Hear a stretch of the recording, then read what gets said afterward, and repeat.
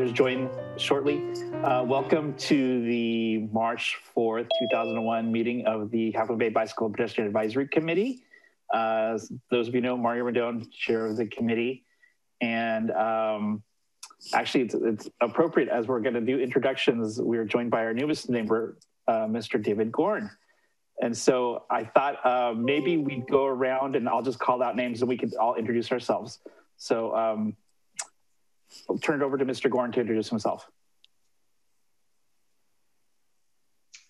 Unmute, David, unmute. Happens every time. So I'm a longtime Half Moon Bay resident, maybe 20 something years. I actually had one set of kids that I raised here, and now I am on set number 2, a 5-year-old and a 7-year-old, as well as the older ones. So, so I got a big investment in this town and in city, and in being here. So I'm very grateful to be on this committee. This is something that when I was on city council once before, this is one of the things that I fought for, is the trail along the highway and getting better bike trails and better use of the coast that's not cars. So there you go. That's me. Great. Well, thank you. Welcome. And we're happy to have you. And so I'll just go off my screen. So I see Paul.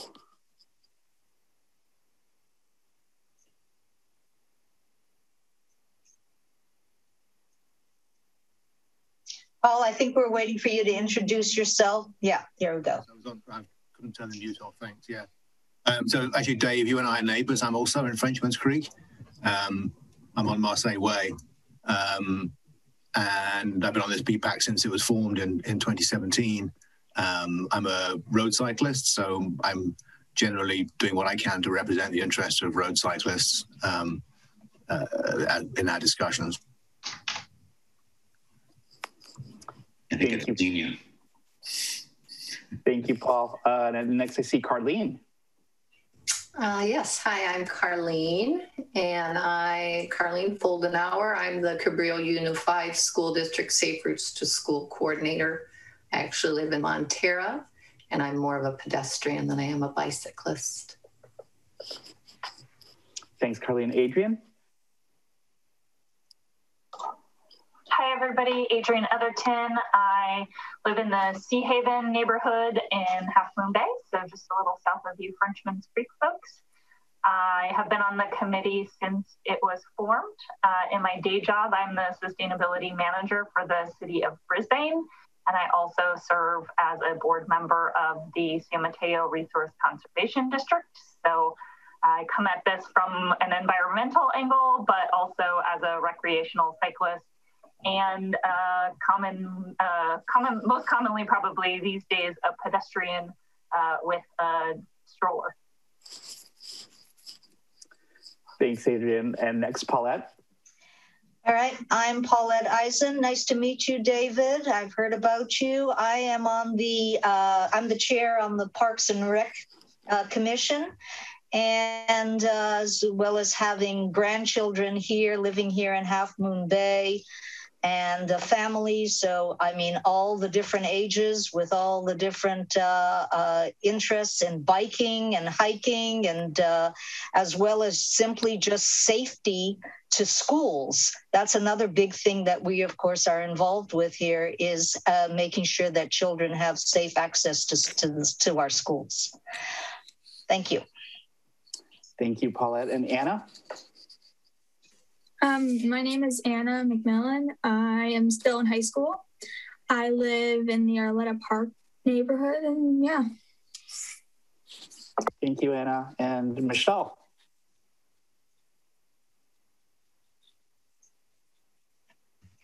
Hi, I like bikes and I like to ride them. So that's why I'm here. Anything I can do to help bikes and pedestrians, of course. Thank you, Michelle. And then again, I'm Mario Rendon. I'm the chair this year, and I'm a downtown resident, relatively newcomer. I'm going on 9 years in Half Moon Bay, but longtime San Mateo County resident. And I'm the downtown pedestrian / dog walker. So you'll see me early mornings making various routes around downtown. So with that, let's dive into the agenda. So we kind of already did a roll call, but I think we have to do an official roll call. So I'll turn it over to Sherry. Good evening, everyone.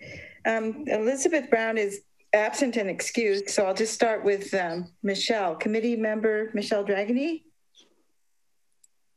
I'm here. Yeah, I see. Member Eisen. Here. Member Foldenauer. Here. Member Gator. Here. Member Gorn. Here. Member McMillan. Here. Member Murray is absent, appears to be absent. Vice Chair Etherton. Here. And Chair Rendon. Here. Thank you. Great. Thank you, everyone. Next item on the agenda is reviewing the agenda. So hopefully you all had a chance to see it before tonight's meeting. Any questions or additions? All right, seeing none, we will note that the agenda was reviewed and we're moving forward. And then number 4 is to review the minutes from our last meeting. And the meeting notes were included in the agenda packet. Hopefully you had an opportunity to review those. Any edits, additions to the minutes? I just have one correction on the committee reports. I noted Emma from the Bike Coalition, and her last name is incorrect. So I will put the correct spelling in the chat. Okay, thank you, Adrian. Any other changes to the minutes? Okay, seeing none, I think we just basically acknowledge that the minutes are correct. And I think it's just basically a, yes, we kind of all agree that they're okay. And then the change will be noted in the adopted minutes, Adrian. And Sherry will do that. Okay, then moving forward, public forum. So this would be an opportunity for the public to address the BPAC on any items not on the agenda. I am not seeing anybody in the attendees portal, which would indicate that we don't have anybody from the public attending as of right now. So seeing none, we'll move on with the agenda and going to Roman numeral 3. So the first item we have is the CCAG draft for the countywide bicycle and pedestrian plan. And we're going to turn it over to Maz.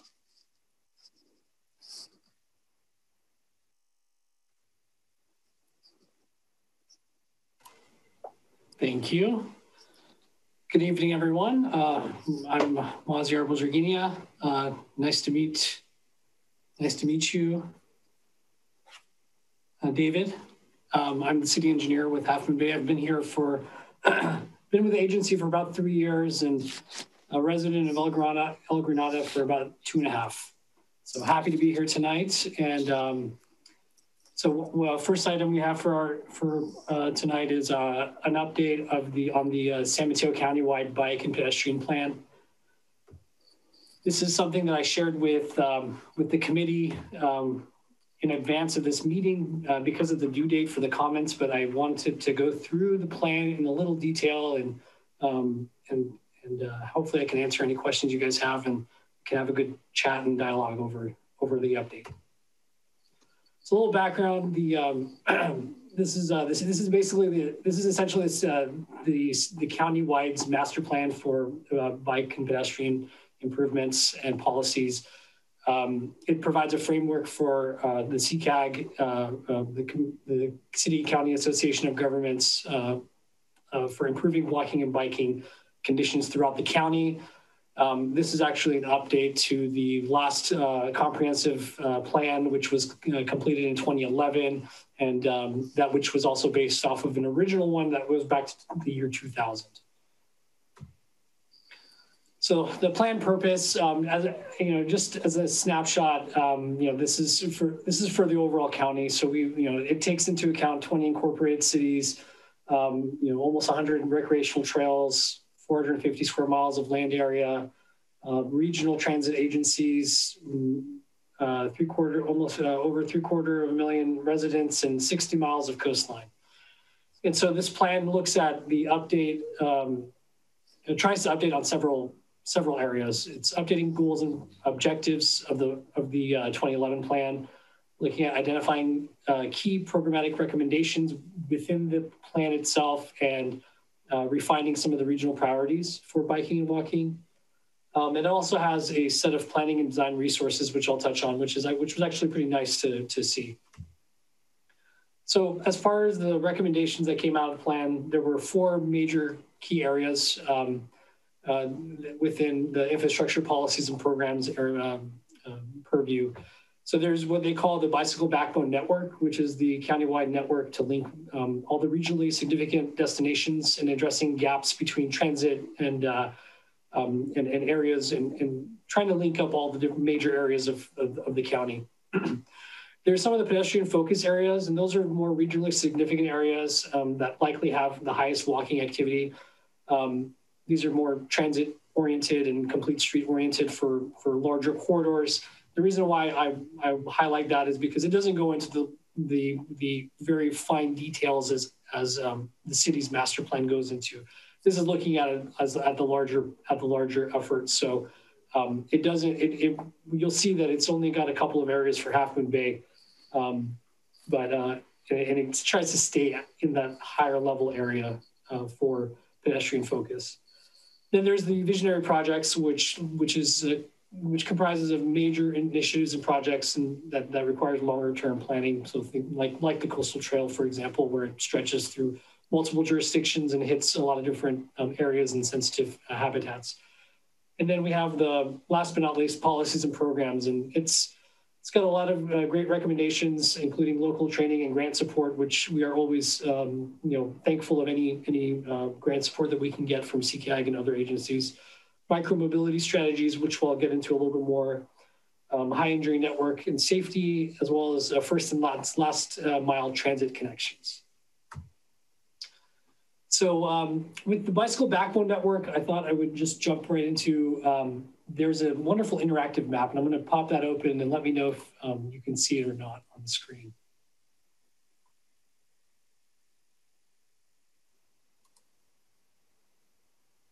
Can everybody see it, or is it still on the?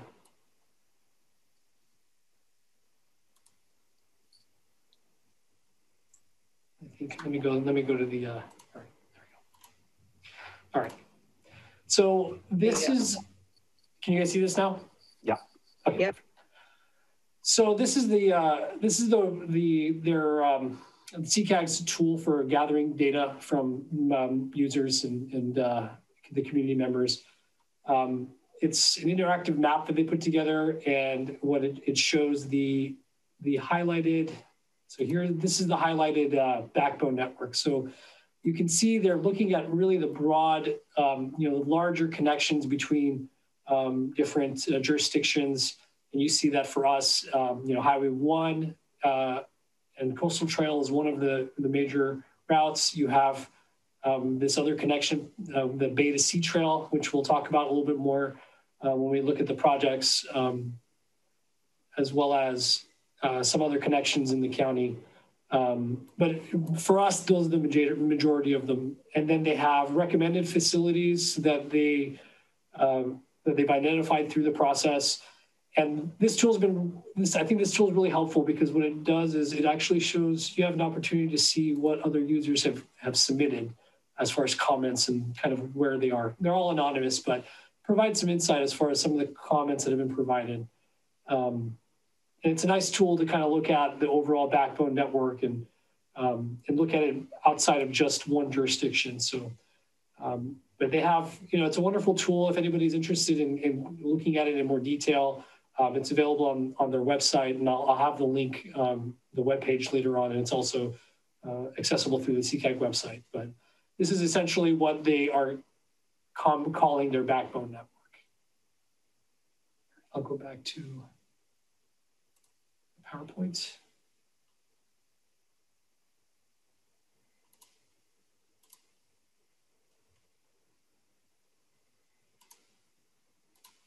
Sorry, one second.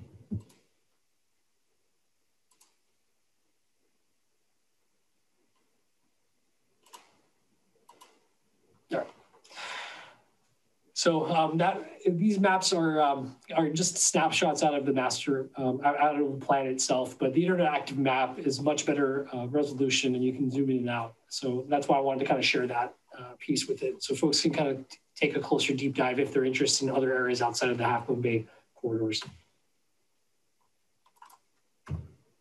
The pedestrian focus areas in Half Moon Bay. So again, we talked a little bit about the approach for this plan, which is the county-wide basis. So they looked at, for the pedestrian focus areas, they looked at population density and employment density.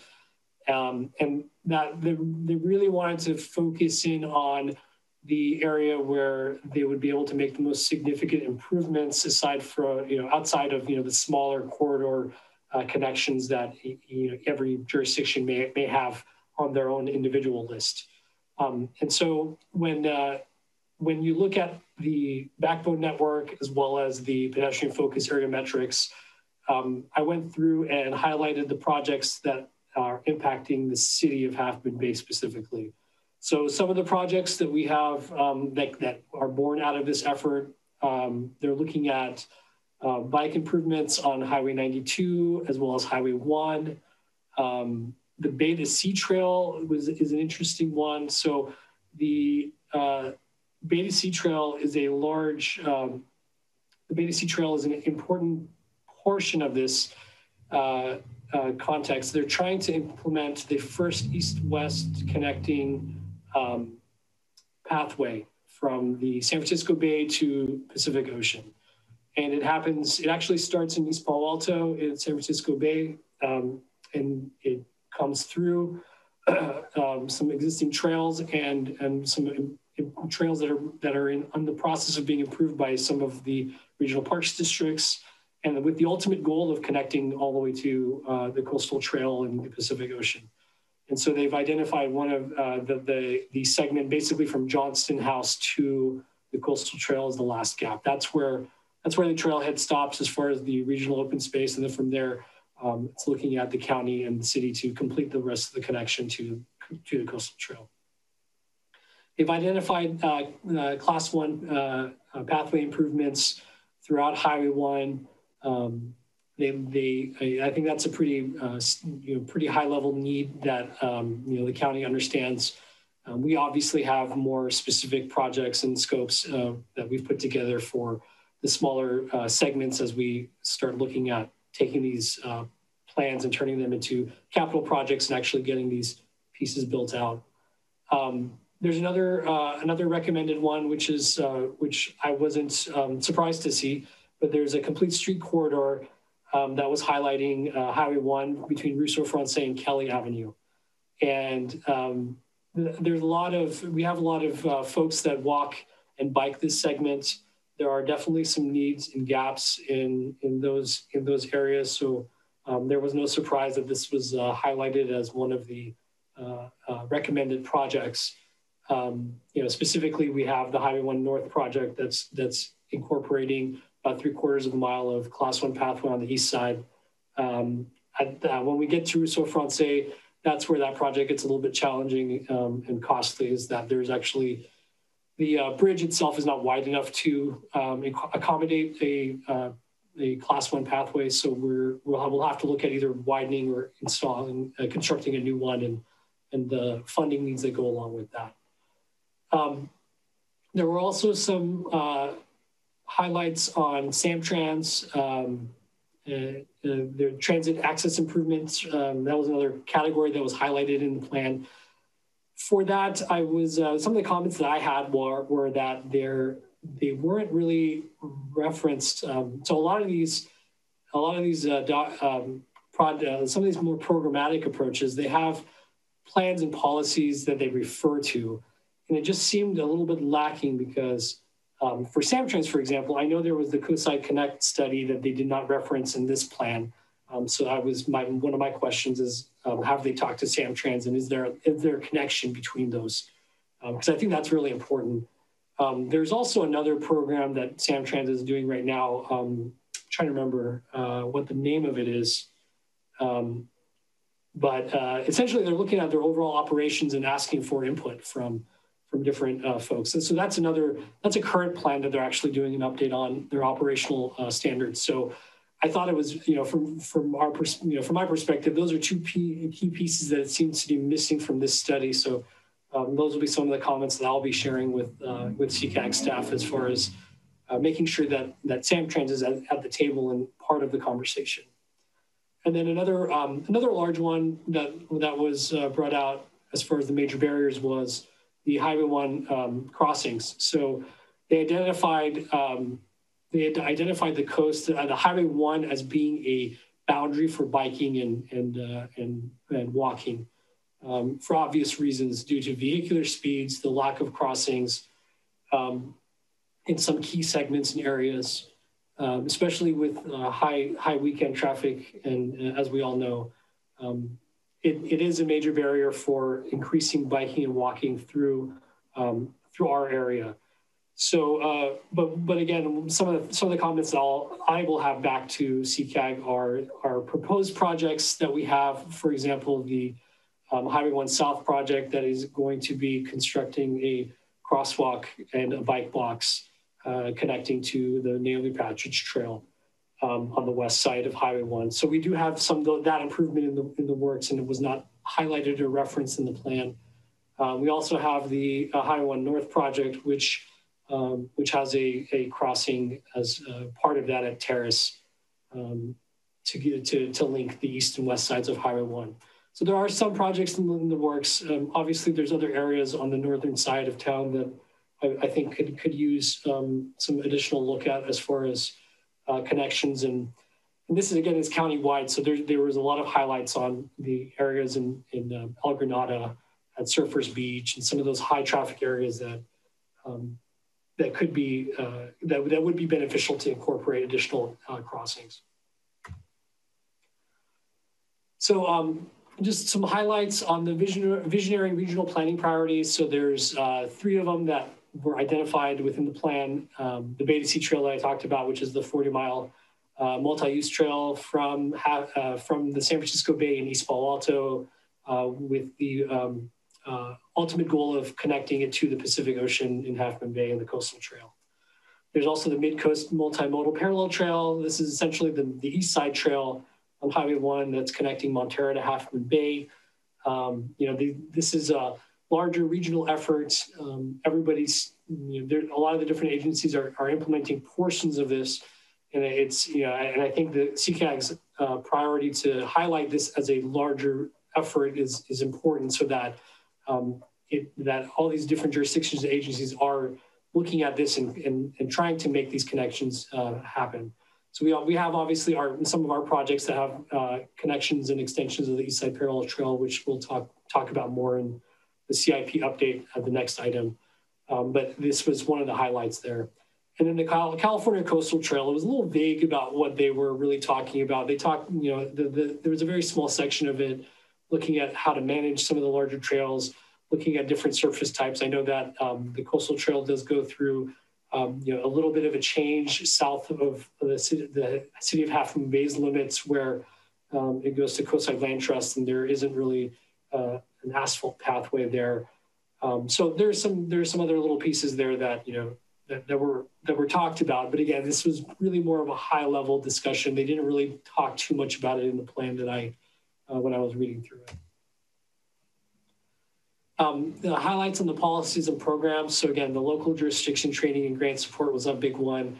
I think I don't know any other smaller agency that had that does not have a grant writing professional. I think all of us could utilize any grant support that we can get. So that's always nice to see that as part of it. I know CCAG has calls for support that we've submitted to, and we hope that we will be able to make the cut in the next rounds, but we're always looking at any support we can get for grant preparation. The micromobility strategy, that one was more of a reference to bike shares and other types of transportation devices such as scooters and e-bikes. These are more about, and I think the topic of conversation here is more related to more urbanized areas where they have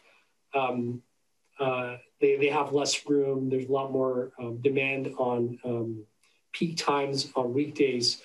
And so I know we've had some discussions about these types of devices. And it wasn't really that they weren't pushing that we should incorporate it and implement it, but they did. I think the high level piece that I took away from that is they really want the agencies and jurisdictions to discuss and coordinate amongst each other, because as these strategies become more available and as businesses drive these, I think there's a sense of having some sort of a way of connecting these pieces together as they use that for different methods of commuting between multiple various jurisdictions. The next one was the High Injury Network, HIN, it's the acronym they call it, in the systematic safety approach. It was interesting. So this is something that the Half Moon Bay is not a part of, but we can certainly look at it. But it basically looks at, it's a database that looks at analyzing crash histories and trying to determine higher level, trying to determine where the concentrations of fatal and serious injury crashes occur. And this is good. This is an important planning tool for these types of high level plans, because it does provide the information and background as far as where the best use of funding would be towards improving these, the areas where there are more safety concerns. There were, I think Highway 1 would definitely be one of those locations that could be part of it, especially during our summer months and the higher traffic seasons for Half Moon Bay in October and whatnot. So that's something that is an interesting tool that they utilize as part of this, and they are promoting it and saying, and basically promoting it to jurisdictions to look at this as part of one of the tools that they utilize for prioritization of capital projects.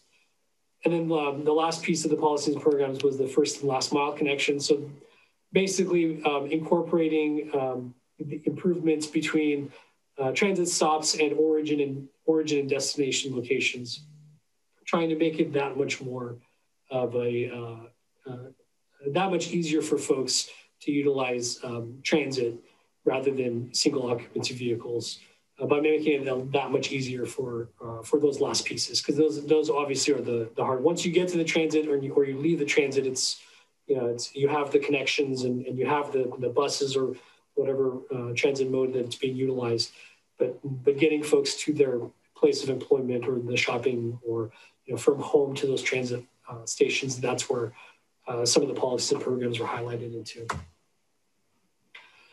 They provided a lot of great information. One of the things that I took out of this was they have part of the plan has an Appendix A where it has a design toolkit that basically pulls design standards and practices from multiple different transportation agencies, not just vehicular, but bicycle and pedestrian related. And incorporating a lot of those details and providing basically a blueprint for jurisdictions to utilize. They have a lot of different examples as part of it. They go through a variety of different types of curb ramps, different types of bikeways, and it's a nice document that kind of provides assistance to jurisdictions and other entities as we look at expanding our arsenal of standards. And then another highlight I just wanted to mention was that there's the Appendix C does include a lot of technical studies, including existing condition reports, a gap analysis memo, cost estimate assumptions for some of these projects. I looked over the cost estimate assumptions. I still think that they're very high level. They haven't gone into a lot of the details. So for me, I always tend to be a little more conservative with those numbers. I feel like the numbers are a little low compared to some of the numbers that we see on our projects. So those will be some of the comments that I'll provide. I know that it's an important tool for the larger regional planning effort, but at the local level, those cost estimates almost always come out to be a little lower than what it is in reality.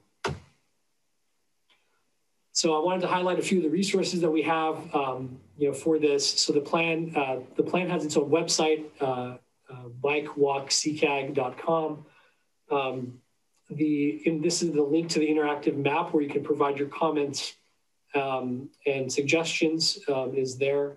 But if you go to the plan website, there's a direct link off of that too. I know this link to the interactive map is a little long. So if you go to the bikewalkckag.com, that will have the direct link to the interactive map where folks can provide those comments. I also have the email for bikewalkckag@gmail.com, and the project manager for CCAG, Michaela Hyatt, is available. So this is something that we shared in advance of this meeting because the comments are going to be due next week. So if you have any comments, please feel free to go to the interactive map and provide those directly to CCAG. You can email Michaela. If you have any questions, I'm also available for any questions, comments. Like I said, I'll be providing my own comments directly to CCAG. So if you want to pass anything along, I'm happy to incorporate into my comments as well. And that's it for this presentation. Is there any questions, anything I can, any more details I can provide on this one? Maz, oh. I was going to say thank you, Maz, and I was going to open up for the committee to ask away. So Maz, I don't know exactly because I'm really struggling with this whole thing, but you know, in our Parks and Recreation meeting that we had just last week, we were working on setting goals and priorities. And one of the things that came up that had a lot of support, including my support, was finding a way to deal with the coastal trail as an entity, as you know, instead of this chopped up crazy system that we have of all these jurisdictions. Because it really should be looked at as one thing on our coast that, you know, attracts bikers, the tourists, etc. It's a, you know, it's forever. It's a walking, it's a biking, it's a this, it's a that. The point is, this is our coastal trail. And so like this entity that you're talking about here, this organization, you know, we need some kind of way to bring this all together and then figure out how to actually deal with it in a cohesive, comprehensive way, rather than the incredibly stupid way it's being dealt with now. You know, I was just over a few weeks ago over there on the Iron Horse Trail. And there it is, everywhere I go, it's the East Bay Regional Park. They're the ones maintaining the trail. They're the ones putting out the garbage, the water, the whatever it is, they are in charge of the trail. And it's like, so, you know, it's so great to have like one entity that you would go to if you have issues with the trail. So we've got to do something, because it's, you know, this thing of sort of throwing one's hands up in the air, which inevitably is what happens when you think of all these jurisdictions you would have to deal with. We need to find a way to bring it together, put it under either some other entity or a panel or a you know, but something so that it is not this chopped up mess that we continue to deal with. And this one has these rules, and this entity has those rules, and then we, you know, the trail itself is in terrible, terrible shape. Not just the Half Moon Bay portion, the entire portion, except for the county. The county did a great job on their portion of the trail, and we've discussed it here in this setting as well. You know, they have the line, the median line. They did a great job on it, and so far I haven't seen a lot of breakage and bumps or ridges on the county part of the trail, whereas of course it's true on the entire rest of the trail. So what can we do? Because this is, as I say, our group really feels that this needs to be a priority, and I know we sort of always put off dealing with the trail. Sure. Through the chair, I'm happy to respond. Well, first I have to say, I think this topic is, this is an interesting topic, and it's definitely warrants a larger discussion. I think we should look at, if the chair and the committee would like to, we could look at agendizing this for a future meeting to have a more robust discussion. I think, I understand what you're saying, Paul, that from a larger perspective, we have, the CCAG, which is a county entity that it's really more of a funding and policy. They don't do the physical improvements. East Bay Parks, for example, I mean, that's a special district. So you're talking about, tax generated revenue for a special parks district to maintain and plan and construct and oversee all that. So that's definitely something that, it is an option out there. How quickly and, how it can be done is, that's a completely different conversation. But that's the way that's set up, is that they have a lot of funding that comes out of property taxes to support those efforts. But yeah, I think it's important, for the plan. This plan is it's important from the perspective of the fact that aside from this, we probably wouldn't be talking about, every entity probably would not be talking about this trail, because we're all reviewing it at the same time in real time. So I think it's important from that perspective, and it does provide a little bit. But yeah, I agree with you. If you read it, it doesn't provide a lot of meat on the coastal trail. It just talks about it as a priority and a visionary priority for long-term planning, but it doesn't really go into any discussion about funding and how to do this. So yeah, everyone gets scared of this this crazy multi-jurisdiction business, because then you end up with no one specific to talk to, and you throw your hands up in the air and you just keep talking, but nothing happens. I would like to see it as an agenda item. Okay, yeah, let's plan on that for a future meeting. And I see Adrian has her hand up, and then we'll follow with Michelle. I just had a question for you, Maz. I'm not sure if you touched on this at all, but I'm curious, is there any policy implication or funding implication of this plan, including projects that are within our jurisdiction? I mean, I would think generally, they try to kind of keep to the unincorporated kind of areas. So I'm just not sure how that has any implications for us that might be beneficial or not. No, absolutely. Through the chair, I'm happy to respond to that. It's, this does provide, I did not touch on that. This does provide, this plan does provide an opportunity for funding if we choose to go for different grants. This doesn't have any funding tied to it directly, but it is a planning document. And like our bicycle pedestrian master plan, it does support it. It does support our grant applications when we do go after funding. So I know that CCAG has calls for projects, and being on this, being within this plan does help us with that, just showing the background. But it's not going to guarantee any funding or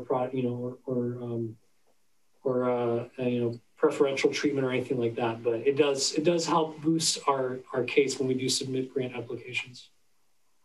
Okay, thank you. All right, and Michelle, you had your hand up.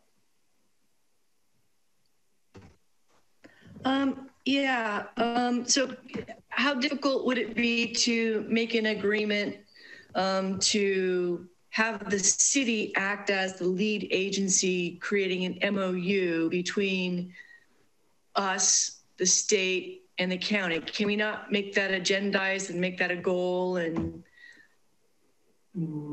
what would the MOU contain?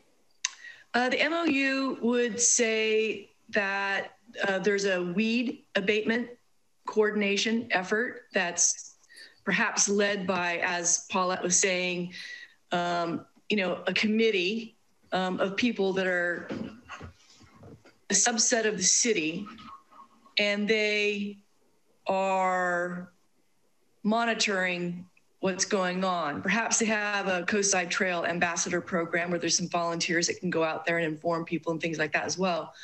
But yeah, I mean, there should be some body that we can create and a plan that we can take. I don't see the path yet, and I think that we should find that path to create an MOU so that we can.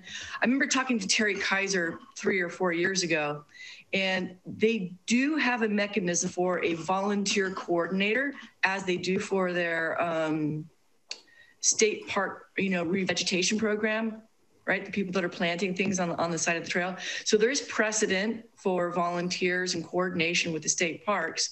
And maybe if we use the vegetation volunteer corps coordination idea and apply it to the city, maybe we can, like vegetation is a big deal. The paving, that's a whole nother issue. That's like $1 million per mile. But at least that committee can be somewhat of a force to keep moving forward safety and access on the coastal trail. So how hard is it, Maz? I mean, I don't know if we can force other agencies into it, but I mean, that's something. Well, MOUs are had all the time. And right now, the city of Half Moon Bay is working on an MOU with Cabrillo Unified School District, right? Mm-hmm. So I think if we reach out and we say, we will contribute, we will help, maybe we can share in the effort for grant funding and things like that. I know the state's been very recalcitrant about any kind of partnership, but can't we at least try, like invite them to our meeting?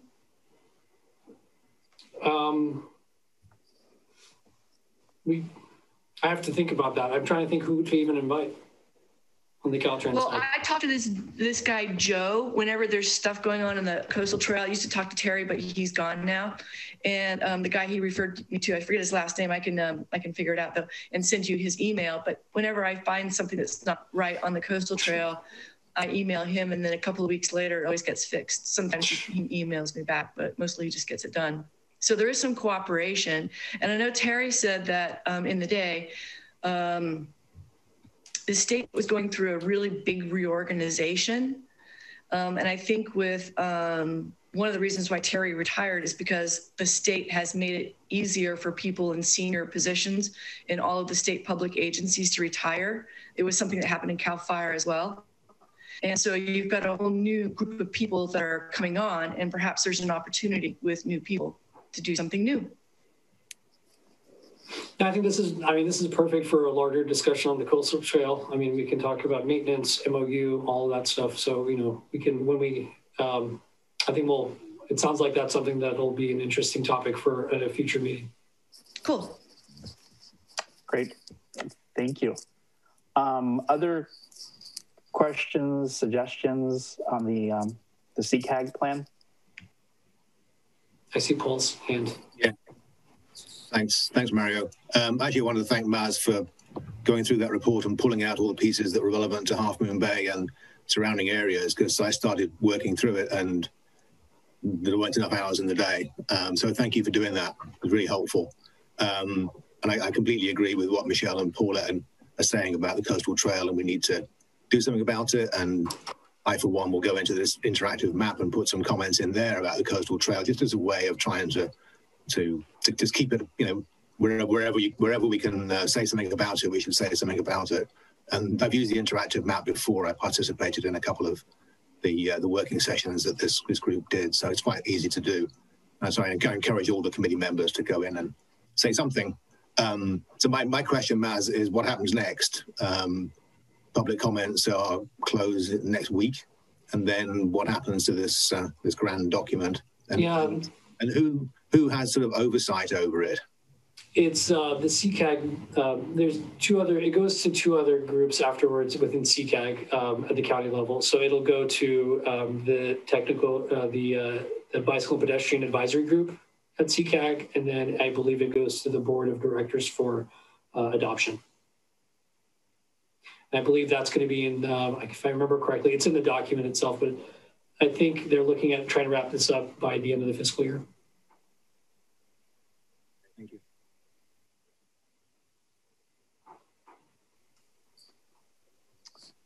And then Maz, I'll just add to second your observation about including the Connect the Coast, that the county did go through a pretty comprehensive process, and a lot of it was around pedestrian safety, slowing down traffic. And so there probably are some items that would be of interest to us. Doesn't come directly into Half Moon Bay per se, but nonetheless worth looking at. And then I think the Samtrans process that you're referring to is Reimagine the Samtrans. Yes, thank you. That was it. Yeah. Thank you. Yep. Anything else on this item? All right. Thank you, Maz. And we will move on then to the next topic. And this is the Capital Improvement Program. I will switch PowerPoints.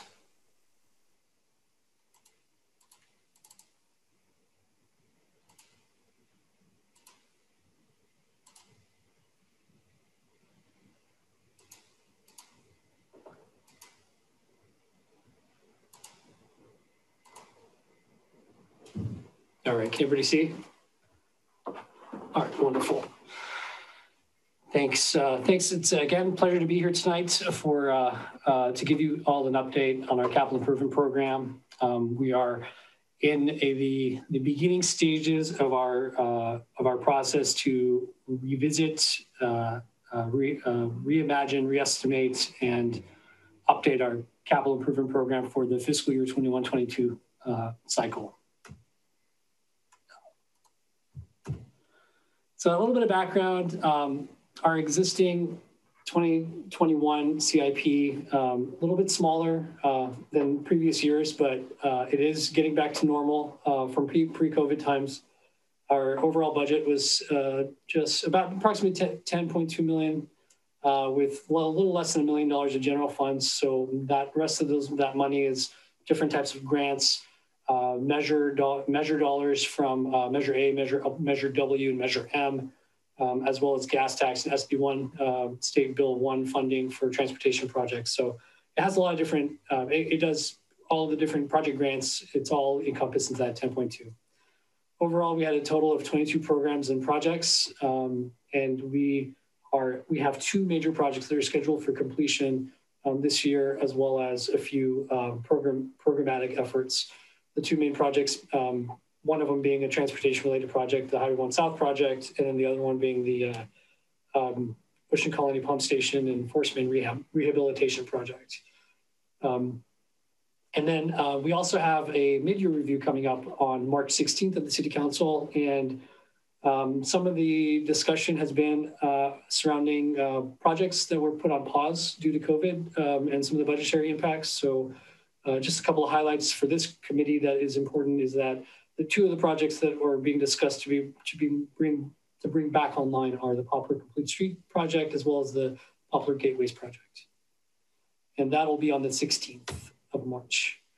So I want to give you some project highlights on the Highway 1 South project. For folks, for anybody that's watching this, or folks that don't remember or recall, this project is a large project. It is incorporating a new traffic signalized intersection at the south end of town at Highway 1, South Main Street and Higgins Canyon Road. The project was approved for construction in July of the past year with a budget of about $4 million. 3.6 million of that is grant money through SMCTA's Measure A grant program. Construction started in October of last year, and we're approximately 50% of the way through. Although you wouldn't tell by driving or driving by it, a lot of the work up to this point has been underground, with the exception of the gateway signs and walls that are being poured as we speak.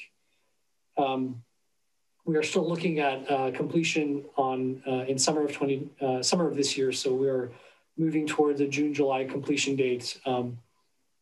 There are some factors related to that project that that have long lead times. The signal poles itself, those always have large lead times. There's only about 2 or 3 manufacturers in the United States that make them. So the contractors put the purchase in October when we started it, and we're still waiting on when we're going to get the shipment. So that'll be probably the last piece of the project that'll go into place. But here's some, I wanted to share some photos. This is some of the underground work that went into place.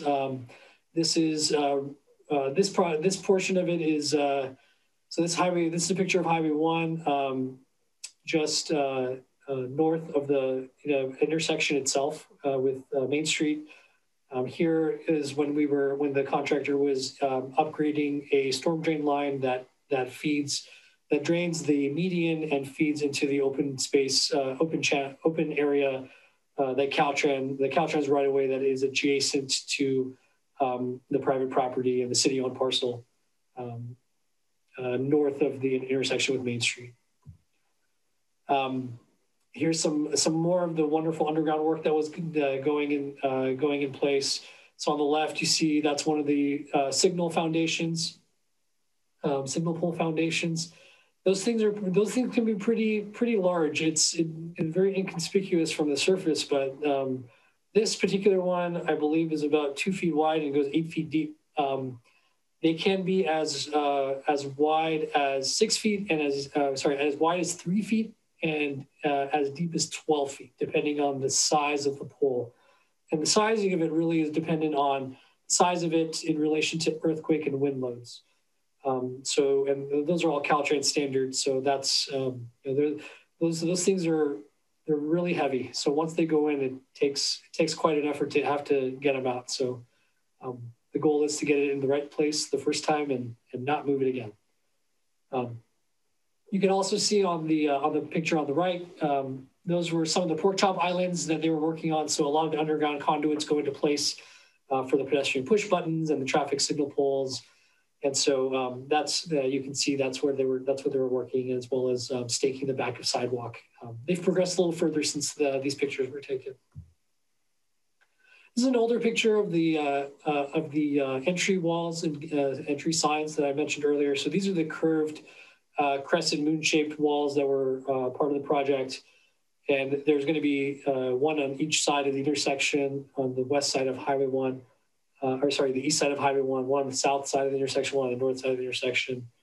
These will mimic the rolling hills that serve as a backdrop to the project location. And it was designed by a local Kikuchi and Kenkel landscape design firm just right here in downtown Half Moon Bay.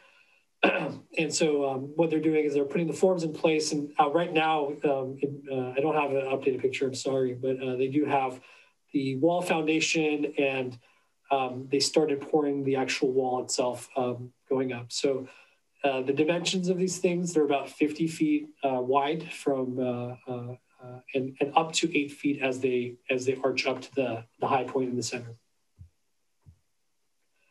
I mentioned this earlier. I wanted to just share again that so some of the improvements that we made after some of the incidents that happened over here, and a lot of discussion and pushing on Caltrans was the dedicated bike lane during construction that was put in place.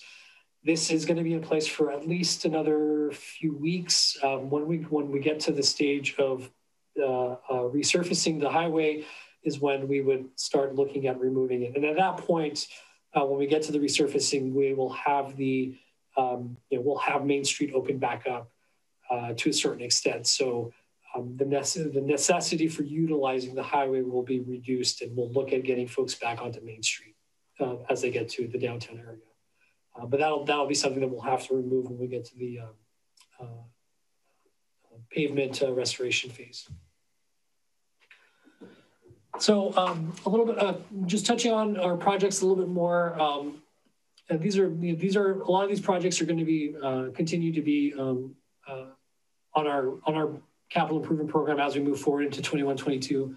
The Highway 1 North project is one that we've been working on for a number of years. There was some challenging comments that were brought from Caltrans recently. We were actually hoping to get this project ready to bid as soon as the Highway 1 South project was done and provide that little bit of separation. Originally, we thought that this project would be ready to construct before the Highway 1 South project was done, but Caltrans had some additional comments that they brought up, and so we're looking at addressing some of their comments and this picture here is an important one. So one of the comments that they had was the conflict of the different movements as folks were, conflict of the different movements coming off of this frontage road and into Highway 1. So we're looking at making some small modifications to this intersection to satisfy Caltrans comments. But once that's done, we're getting pretty close to the final design, and we'll be looking at finishing off the design package, and hopefully in the near, by the time the Highway 1 South project is done, we'll be able to get this project out to bid. We'll see where how far we go and how quickly we can get Caltrans to approve the project. I mentioned the Poplar Complete Streets project. This one is potentially coming back online after the mid-year. This project, as folks may remember, is to address the multi-use needs of Poplar Street all the way from Maine, crossing Highway 1, all the way to Railroad, essentially to the Coastal Trail. So this project was put on pause, unfortunately, due to COVID. And we are, as soon as we get the go-ahead from the City Council, we would love to jump back into this one, because we have $1 million grant from One Bay Area Grant Program, OBAC. And we are getting to a point where I'm a little concerned about the delivery of the project with the timing of the grant. So I'm hoping that with mid-year approval, we can jump right back into this. Our goal is to get this project to Caltrans for approval by November, so that we can ensure that our program, our grant funding remains intact and tied to this project. We talked a little bit about some of the Coastal Trail and some of the connections. So I wanted to give an update on the Poplar Parallel Path project. This project we had on the CIP, and it was actually kept within our CIP even after the COVID-19 reductions for this current fiscal year. We're moving forward with the design. As we speak, we had a biological resource evaluation drafted and is in the process. And what we're looking at doing is for this project is to widen this pathway slightly to be a more standard Class 1 pathway of 10 feet. And we're looking at all options for some shoulder backing, some decomposed granite on one side to the north. On the south side of this, basically between Poplar Street and the driveway to the beach parking lot and the pathway, there's a drainage channel here. And so there's a lot of sensitive habitat. So that's going to be remaining in place. What we're looking at is expanding it to the north slightly, where we have, where the biological study did not show as much of an impact, and obviously not impacting a waterway, which would have been a big undertaking. Another component to this project that we're looking to incorporate is some speed tables on Poplar Street. So this segment here, up from Railroad to the parking lot. I know we've heard a lot of complaints about motorists speeding through this section. It's unfortunate that they do, given it's such a short stretch, but I've seen it myself too. And so we're looking at incorporating some speed tables to slow down traffic and really provide that safety, because as you all know, people don't only use the parallel path to walk and bike, they also utilize the street itself too. So maybe with the improvements, they would be more inclined there, but I still see folks using that. And obviously we have a lot of folks that are walking to the parking lot. So we'll be looking at getting that on track. Ideally, right now we get the design and environmental completed, and we're looking at starting right after the summer season, trying to avoid the summer rush and looking at September, October timeframe for construction. The East Side Parallel Trail expansion, so that we're referencing in the countywide bike and pedestrian plan. This was referenced there as the East Side Parallel Trail, the East Side Trail. So this is our segment that we've been working on for a little while. We've got the design at a 65% level, and we're in the process of getting environmental review and permitting completed. We do cross the water course, so we are looking at a fish and wildlife permit, stream bed alteration agreement. So that takes a little bit of time to go through that state process. And I believe they've been a little impacted with COVID.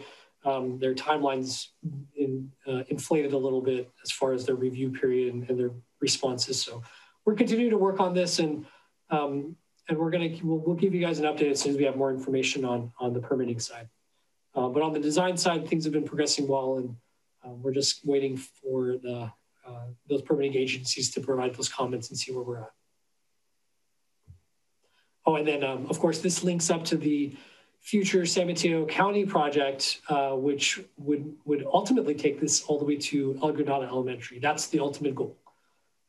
So after that, once this segment and the next segment's done, the East Side Trail with Highway 1 North, we're only looking at the Rousseau Francais Bridge connection piece. And then the northern city limits would pretty much be covered as far as the East Side Trail. The southern section still has missing segments, but the northern section would be completed with these improvements aside from that Rousseau Francais piece. This was our Main Street Traffic Safety Project, the TFCA grant that we mentioned. I think we provided a little bit more of an in-depth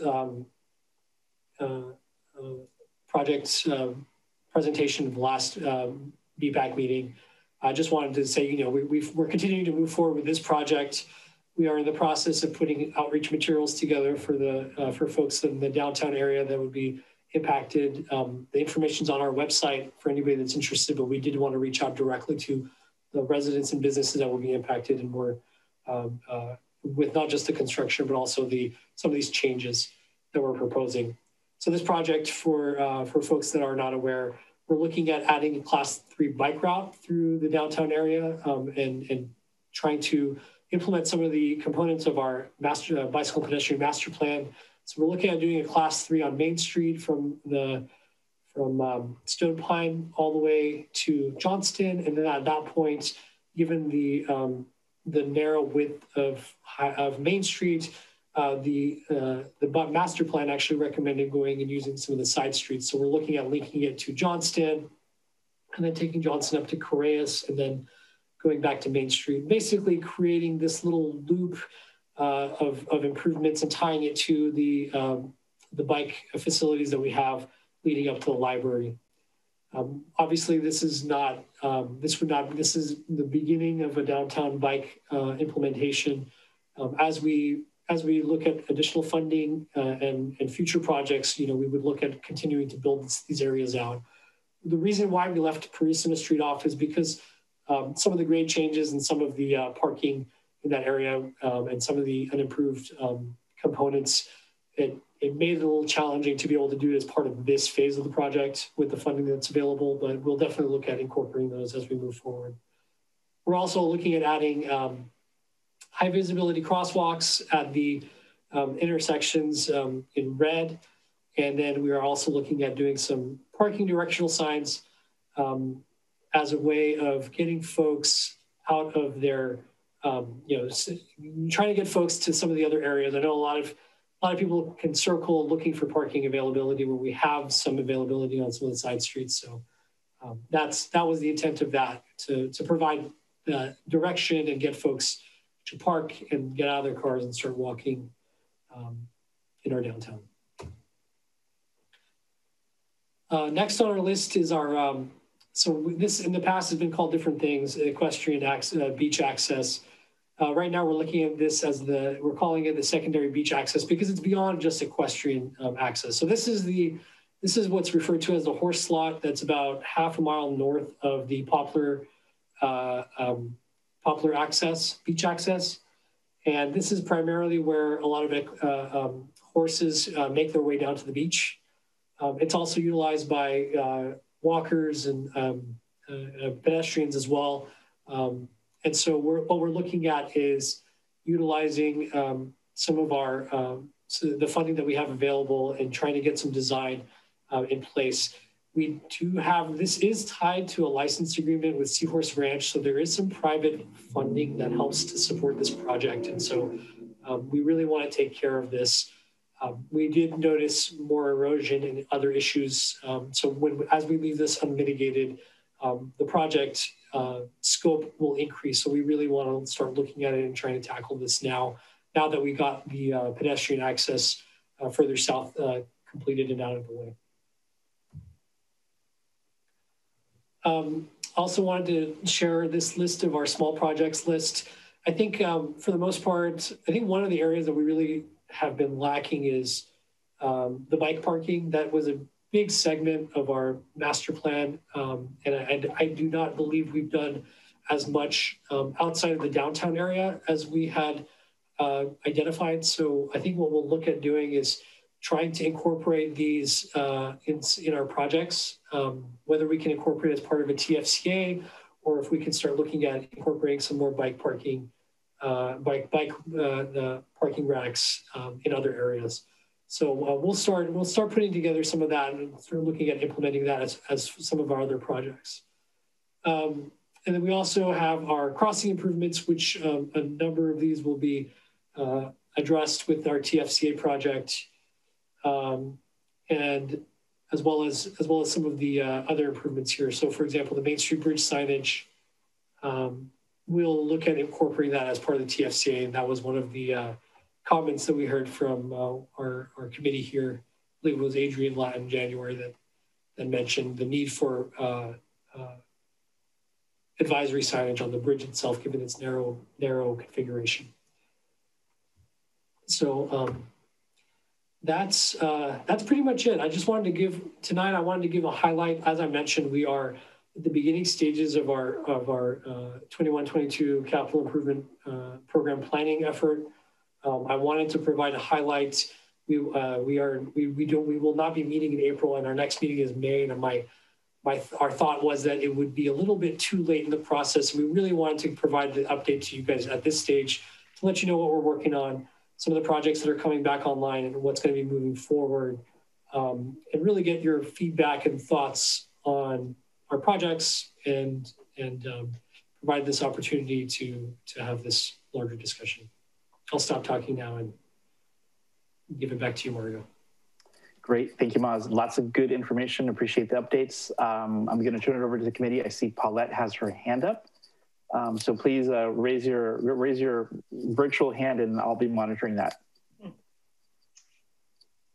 Okay, Maz, I don't know if I missed it in your presentation, but what I understand, let me see if I got this right. The Poplar Trail was not taken off the funding list last year. Why didn't it get done last year?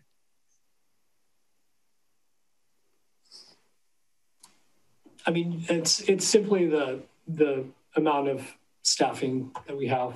You know, we have two major. Is the staff isn't going to be doing the trail, are they? No, I'm talking about the engineering project management stuff.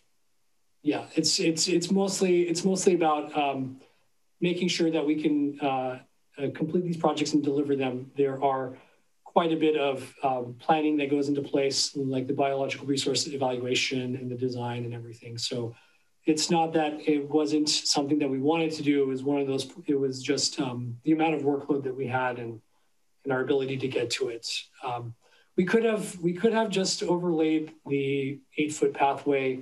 That was one option that we had there, but we really wanted to take the opportunity to widen it, to make it more of a, you know, to make it proper, a class 1 pathway. We also want to address some of the base failures so that we can ensure that our product lasts longer. So good. I would have loved to start it sooner, but it was right. So the question I have, because I really think we have to make this a top priority. It's been going on for a long time. It's in horrible shape.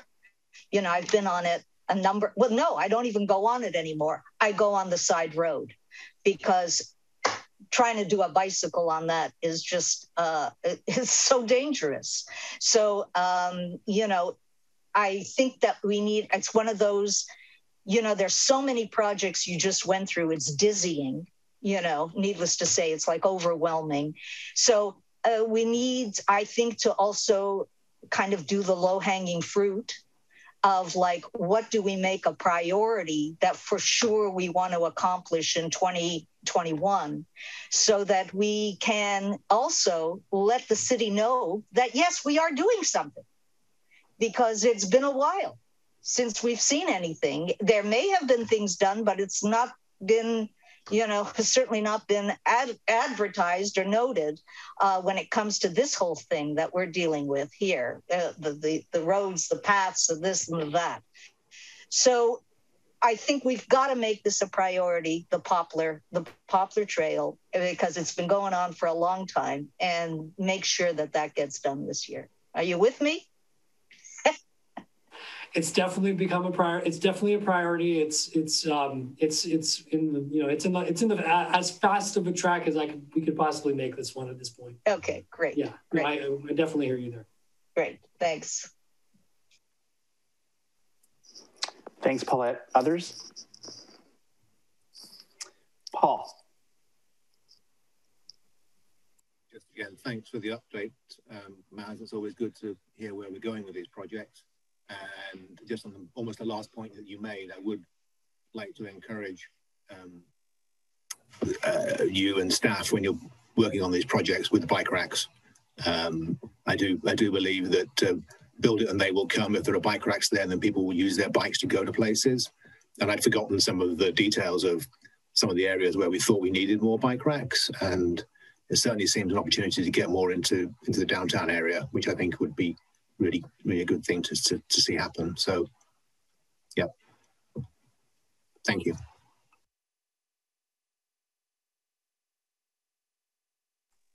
Thank you, Paul. Any other comments, questions? All right, seeing none, then thank you, Maz, again. Comprehensive report. We'll move on to number 3. Discuss potential BPAC restructuring. And so there was a memo included in our packet. Hopefully you had an opportunity to review it. And with that intro, I will turn it back to Maz. Thank you, Mario. No PowerPoint presentation for this one. Really just wanted to have a conversation with this committee. As some of you may be aware, we're at the 4-year term mark for the original creation of the BPAC. And so in April or May, the council will be looking at reappointments and all that. We wanted to have a conversation about the structure of this committee. It's a little different than some of the other committees and commissions within the city, and so without going into a lot of details and not looking at anything or anybody in particular, I just wanted to kind of open this up for conversation to see if there's an opportunity to reassess what this committee's goals are, and as far as the structure, if there's any thoughts about updating and making some changes to it. So that's pretty much it on my end. I'm really just wanting to hear more from this committee and go from there. All right, thank you, Maz. Looking at the list, so I'm just going to go, I see Paulette, Michelle, and then Adrian.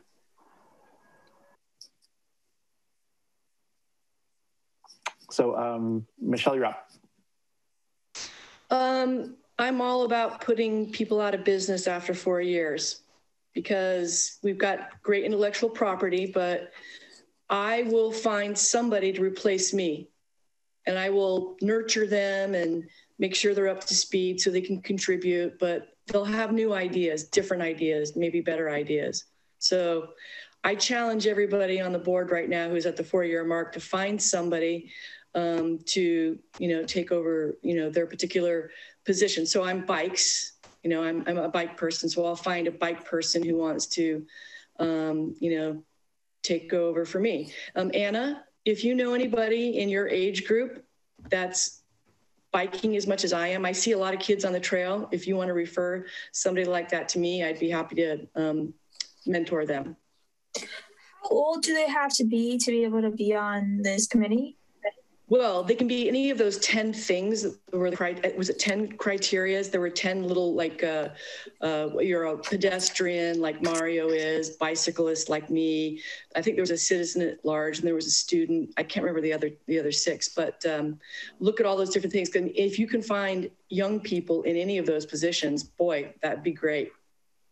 Do they have to be in, like, because I joined when I was in 8th grade. Can they be like younger than 8th grade, or?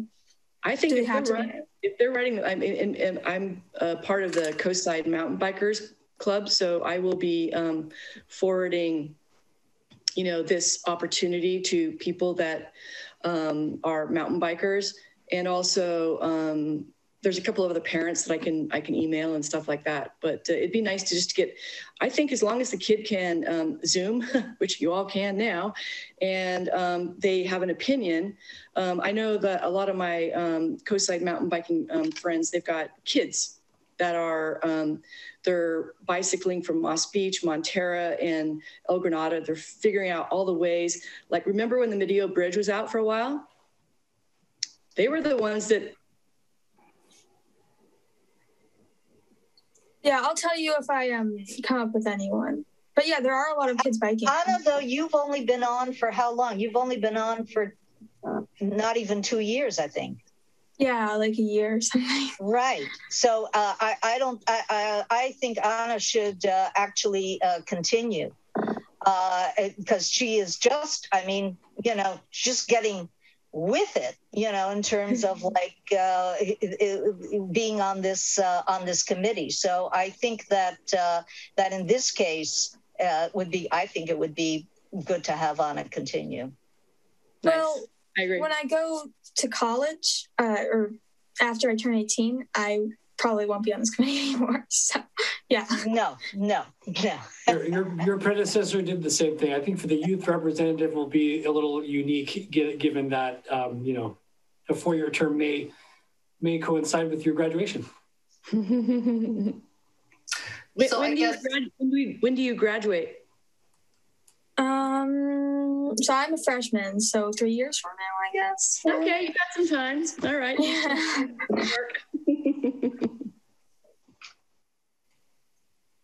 I think part of the question that we're asking here, if I'm understanding correctly, is do we want to continue with the same plan as we had when we started, which was made really in order to create our plan, and now we're at a different phase. So it has only one youth representative. So are we open to having more than one youth representative? I mean, those are the kinds of things we should talk about. I think we should have more than one, but that's probably because I'm a youth representative, so I want another one, but it's kind of up to you guys too. Okay, I'm just going to go ahead and I think that for me, the timing is absolutely perfect because that's all I've been thinking about lately is that the next Parks and Recreation Commission meeting, I want someone else to end up on BPAC. So it's the perfect timing. I'm right with it, and I will definitely get another representative. I do think that it is important to have a Parks and Recreation Commissioner on the BPAC committee, as I do believe also the Planning Commission. Somebody representing the Planning Commission should be on this committee. I think we've got a pretty good, definitely someone from the school board. I think the original thinking in terms of who should be on this, I think is pretty good. I'll have to give it more thought as to who else might be appropriate. But I think we actually did come up with, whoever thought this through, came up with some pretty good ideas of who should be on it.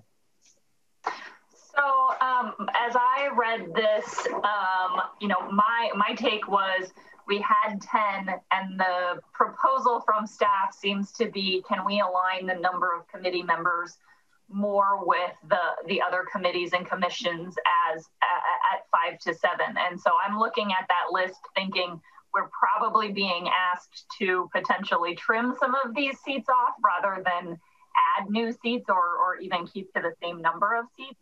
I guess I would say, as somebody who in, other work sits on the staff side of the table, I've always been impressed that you're wrangling 10 of us committee members or 11 of us committee members, however many we are at or have been at. So I do understand that, that can be a challenge sometimes. And I do think that it made sense for us to have such a large committee when we were, undertaking such a big project of developing the master plan and wanting to have a lot of voices and input, but I would support, decreasing the number of positions going forward. I think, for all of us who've been here since the beginning, like Michelle said, I'm not sure if I would necessarily plan to reapply again.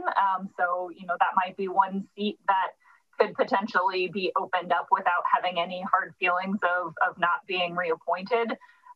And the other, thing that I saw here was a kind of direct question about the Planning Commission and Parks and Recreation having appointees continue on this committee because they are often hearing the same content at, their other commission meetings. So I think, sounds like Paulette has a pretty strong opinion on that. So I don't want to, directly counter that, but I think that, when we are looking to, is there a way that we can get to 5 to 7? Having that folks who already have that role with another committee and are hearing about these projects in another forum and have the opportunity for input, that does seem to me like there is a potential opportunity there to get to the number that you're looking for by, not having those representatives have double duty. So that's just, kind of my take. I wouldn't say that any of that is a strong opinion. I certainly, feel like there's a lot of voices here that have thoughtful input, and I really appreciate hearing from a lot of voices. So I guess I would just say, hopefully those of us who maybe don't continue on the committee can be regular attendees of the committee, and there's always opportunities for community members to voice their input in those ways as well. Thank you, Adrian. And I see Paul's hand is up. I think Dave had his hand up before me. Oh, did I miss it? Oh, Dave, whoever would like to go. No, that's what I was going to say, what Adrian just said, which is we're not talking about expansion. We're talking about having it be a more manageable group, because 10 or 11 is a lot of voices to include everybody all the time. So that's all. So go ahead, Paul. Yeah. Yes, I was going to say a similar thing. I think experience of being on this as part of this group for 4 years is that 10 is too many, and a target of more like 7 or 8, I think is more manageable for the work that this committee would have to do going forward. And I agree with Michelle on, new blood is good for sure.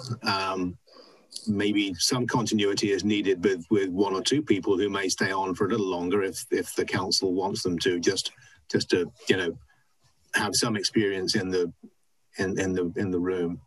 And I feel in terms of Parks and Recs or planning, it's kind of in a way up to what Parks and Recs want to do. What are they getting from having now Paulette and Dave on this commission that they wouldn't get through a normal meeting of their committees? So do they need someone on this group is I think a question that I would put back to those 2 committees. And then finally, I think I would like to see some representation from the communities living in Moonridge or in the affordable housing areas in the northern end of town. Maybe it's we're lacking a little bit with a Latino or Latinx representation on this committee, unless I'm mistaking people's ethnicity around on the screens. And I think that's a group that often doesn't have cars, gets around on foot or bike, and I think their input into this group, especially now that we're working on real life projects, would be really valuable. Thank you, Paul. So yeah, appreciate everybody's I might be able to provide a Parks and Rec Commission commissioner and a Latino to this. Hopefully he's going to be interested in serving on this thing. What is the big deal here? There's something that I'm missing. Like, what is this thing about? Do we have to reduce? I mean, I find that this committee, I've enjoyed hearing from everybody, and almost everybody on this committee has had something to say, you know, and good input during the time that I have been on it. And so I'm not sure what this drive is to, I mean, is this something coming, Moz, is this something coming from staff? I mean, what's going on here that I'm missing? Because my thought is when it comes to committees, I mean, we want the Half Moon Bayers to be as involved as possible in their community. And this is one of those things that, you know, affects everybody, whether it's because of the cars, the streets, the trails, the bikes, the whatever, the kids going to school, it affects everybody. And so I don't understand why we are being driven suddenly to this reduction in representatives. I love having, as you know, more. To me, I mean, it's not like I'm looking to expand it, but I don't know what the big deal is to reduce it. I love having people from the community involved in making things happen or giving their input into our town. So what's the deal here? What am I missing? If I can. David, I mean, yes. So, you know, I just got here, so I'm not an expert in the committee. And if you wanted to move the planning commission person out, I don't really have anything to say about that at the moment. But my personal experience is that having 10 or 11 people on a committee makes it really hard to get anything done, and meetings last forever because everybody has to speak. And it's kind of like, and then people have to answer back. And, you know, that's manageable when you have 5 people or even 7 people. It's not manageable, in my experience, when you have 10 or 11. Maybe different on this committee, I don't know. But that's, you know, when I saw this on the agenda, that seemed like that's what it's about. I would also say you know, I just joined the Planning Commission. And so my reward, actually, you know, it turns out I actually want to be on this committee, but my reward as being the new commissioner was to be assigned here because no one wants to spend that much time, you know, listening to people have their opinions about such a narrow number of topics. You can get a lot more done with a smaller number of people. I think that's what's behind it. Okay, that's all. Thanks. Thank you, David. And so I see Michelle, and then Carlene, did you raise your hand virtually, or was that an old raised hand? Oh, Carlene may have frozen. So Michelle, we'll go to you. I'm of the more the merrier. This is a committee. It's a committee. It's meant for discussion. If you don't have time for the discussion, then don't be on the committee. And the topics that we talk about are really, really important for a very discrete part of our population that maybe don't have cars. Or, I mean, talking about the Latino population, I mean, most of the waiters and the farm workers, they are riding their bikes. I mean, I stop and I talk to them all the time, and we should get one of them. We can talk to Joaquin, and we'll get somebody who's appropriate like that. But this is a committee. It is supposed to have discussion. In terms of, there are some committees where there's people who will talk and talk. I might be one of them, but I really try to curb myself. And I think everybody on this committee tries to curb themselves. And we don't have meetings that go over time. They're 2 hours long. I don't think we've ever gone over our 2-hour limit. Have we, Moz? Have we ever gone over? We have? I think we have a couple of times, yeah. Well, I mean, we were also doing the pedestrian bicycle master plan too. Might have been those. I mean, we were doing pretty big work in the last 4 years, but now I don't see why our meeting should last any longer than 2 hours. Our meeting finished at 9:10. The MCC meeting goes for a lot longer than that. I mean, that you come in, I mean, again, an extra half an hour. That's, again, if you have 10 people that have an opinion, you don't want to hear them, then you don't want transparency.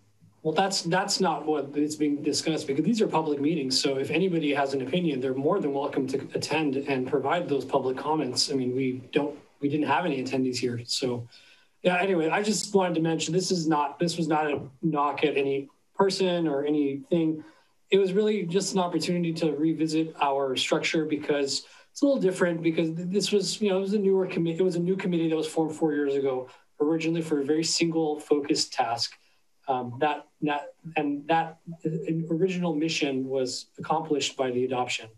If I could, Moz, what's our mission now? Michelle, if I could also speak to this, if I could. Yeah. Thanks. And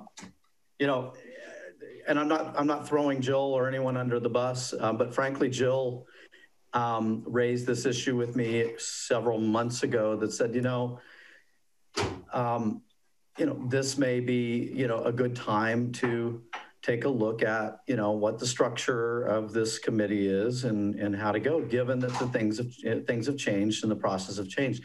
This wasn't just Moz or I coming out from the blue. This was also from someone I think that's loved, trusted, and known around, who also said, their role is very different these days. And, and it just keeps it a little more compact and kind of go with that. I also want to say Adrian had her hand up, and also Anna has her hand up. So I think it'd be nice to give those folks a chance to talk as well about this. Thanks, John. I actually already got to say my piece before you jumped on, but I just wanted to respond to something that Michelle said about if you don't have time, then don't be on the committee. And I think that kind of attitude is pretty limiting for those of us who have young children or who have certain types of jobs, or, just I've been on Zoom since 8 o'clock this morning, and it's my birthday. I really want to go. So I think just be careful when you're saying, like, if you don't have time, don't be on the committee. I think having a committee where you get input from people who don't have a lot of time, they bring a lot of value, but they may not be able to commit, hours and hours of time and be on Zoom until after 9 p.m. For a meeting that starts at 6:30, and I rarely get to eat dinner before this starts. So, I mean, I think, we need to be kind of careful in how we think about that, and who long committee meetings mean do not get the opportunity to be in the room.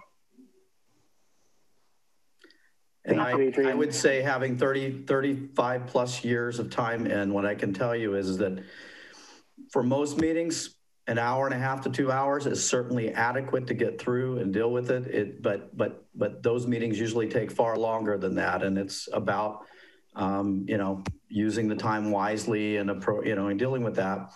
But it shouldn't be about the time, and this is not about the time. This is about representation and how things are going. And I think there are multiple issues I think that we've raised in the report that we're going to be taking to the council to talk about with them. And, but we didn't want to just spring this on you with a council meeting agenda and having no input and no possibility of saying anything. And as we said in the report, we know this is a threat and threatening to some members, or all members, frankly, because we also recognize that the council may reappoint any and all of the committee members, regardless of the restructuring, if there is or not.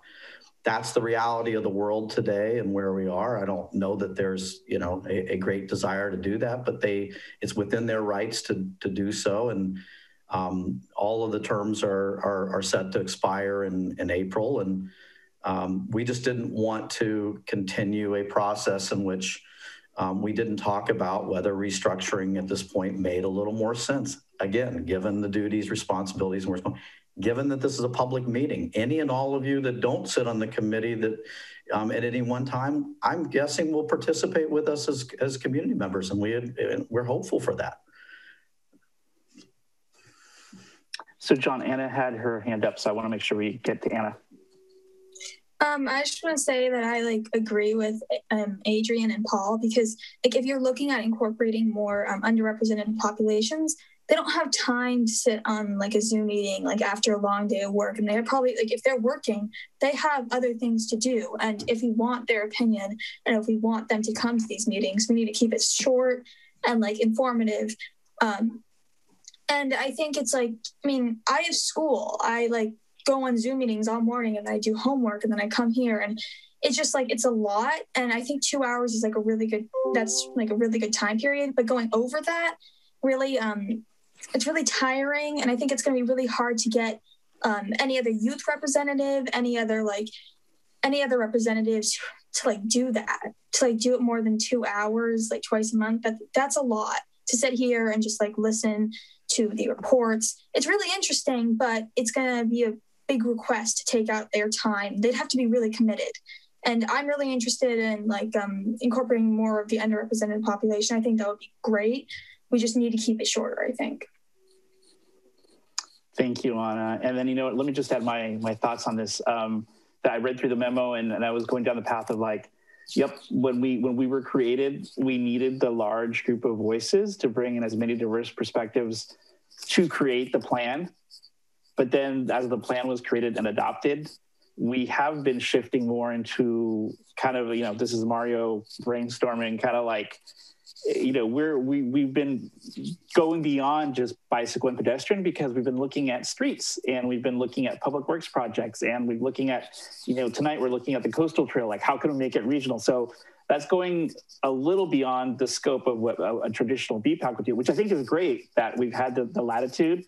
And so I think it's, basically for city staff to figure this out, what the BPAC is moving forward, now that we're moving into implementation, that there is certainly a strong desire to continue down the BPAC path, if you will, but also all the other interesting things that factor into it, right? So that's one part of it. When the group was created, we didn't have district elections. And I think that has created another overlay that we have to be mindful of. And so what does the city council want to do with that? So I just put that out there. And so, some creative thought in terms of how to incorporate the 10 categories into 5, 7, 8, whatever the appropriate number is. I'm not tied to anything. But then I think to what others have said is engaging others, a younger demographic, that young families, to Adrian's point, may not have time. So how do we make it enticing for them to participate, for a couple of hours every few months on issues that are, quite frankly, quality of life, and, make this community so unique and special. So I'm not pushing for any particular plan. I'm just thinking how do we make it creative and make it work for as many as possible, and ultimately that'll be a city council decision for staff to kind of implement. And I too, I'm fine if I'm not reappointed. I've enjoyed the 4 years. I've certainly enjoyed getting to know all of you and learning a lot. That has been very rewarding. David. I would just want to make sure that the city council hears how important this committee is, in particular in the Half Moon Bay community, because our community is defined by the beauty here, and that beauty means walking and biking and trails, and so I think that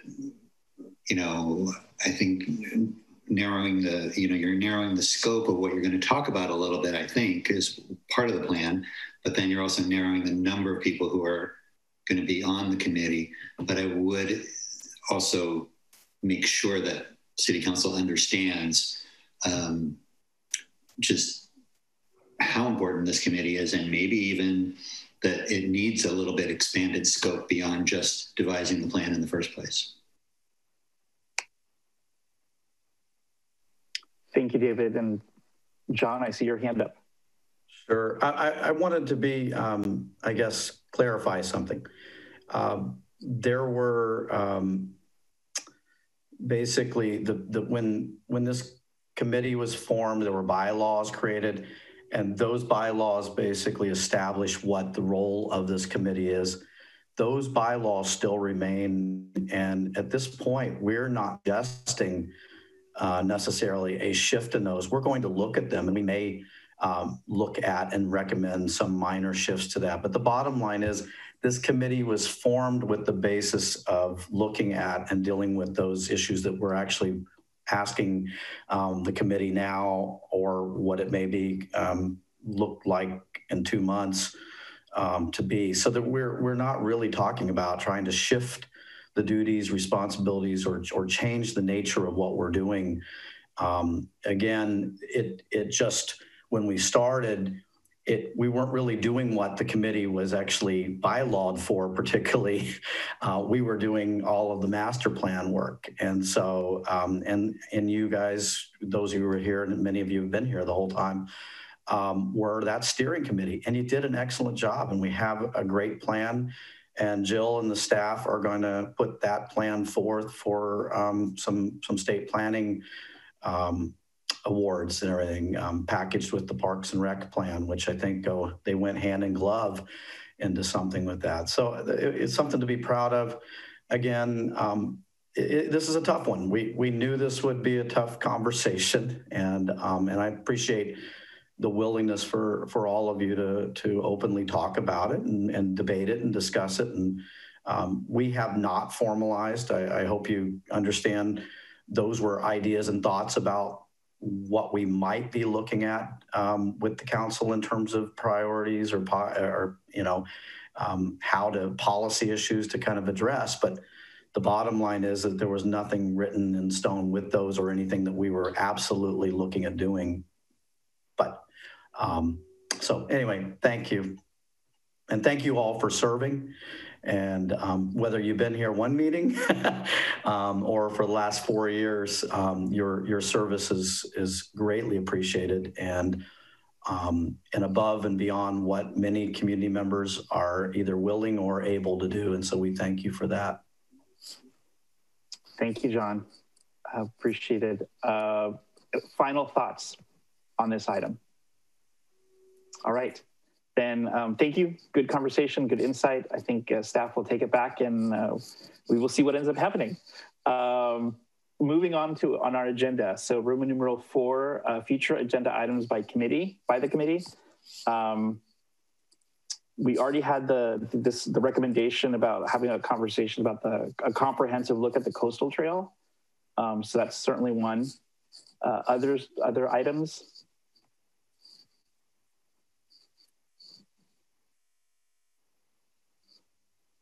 All right, not seeing anything. And then, okay, so then moving on to the next, Roman numeral 5, committee reports or comments.